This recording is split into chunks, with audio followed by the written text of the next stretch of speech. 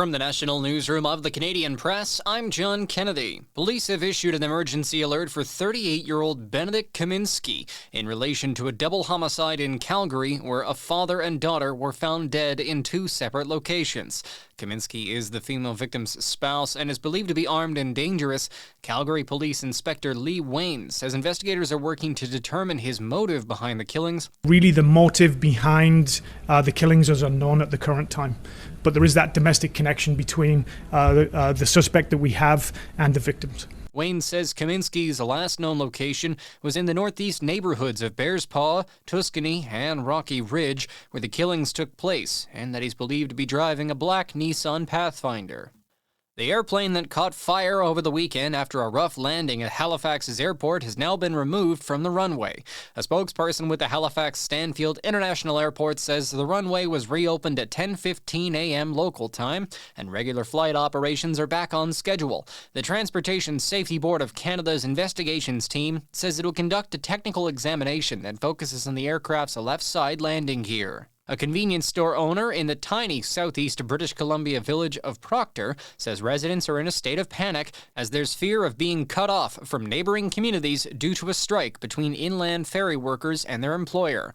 Melinda Foote of Proctor General Store says she's concerned that people are preparing to risk crossing the Kootenay River in their own boats in the dark of winter. People are in fear of losing their jobs, trying to scramble to get boats, to put boats in the water and cross our water, in the dark in January. The BC Labour Relations Board has issued a ruling that will limit sailings at Proctor to 8 crossings daily during the strike, compared to the regular 24-hour daily service. Cleanup is underway across the southern U.S. after a strong storm system spawned hail, rain, high winds, and tornadoes over the weekend, killing at least 4 people. Over 30 tornadoes were confirmed to have touched down throughout the storm, with emergency crews working through roughly 50 reports of tornado damage spanning from Texas to South Carolina.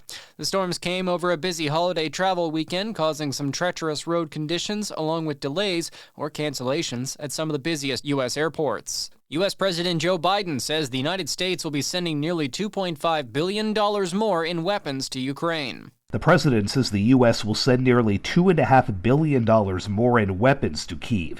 It comes as his administration has vowed to spend all it has available to help Ukraine before Donald Trump takes over. We are committed to using that full authority that Congress has allotted to us. Pentagon spokeswoman Sabrina Singh, 2 weeks after Trump won the election. Sagar Magani, Washington. This is the Canadian Press. In sports, the Winnipeg Jets have a chance to move into sole possession of the first place of the Western Conference with the NHL match tonight. They're home to the Nashville Predators. The Jets enter play tied for the top spot with Idle Vegas at 53 points. The New York Rangers are in Florida this evening, and Seattle welcomes Utah. It's an off day for Canada at the World Junior Hockey Championship in Ottawa. Canada has 2 wins and 1 loss in the preliminary round. Next up is New Year's Eve's matchup against the defending champion Americans. The one game in the PWHL tonight is Montreal versus Boston. San Francisco's 49ers will try to cool the NFL's top scoring offense on Monday Night Football. The Detroit Lions enter the matchup with a best league average of 32.9 points per game. The Lions have a 13-2 record this season, while the hometown 49ers are 6-9. The Washington Nationals are bringing back pitcher Trevor Williams. Reports say the two sides have agreed to terms on a 2-year deal, which might be worth $14 million U.S. From the Canadian Press, I'm John Kennedy. Thanks for listening. Don't forget to follow and subscribe.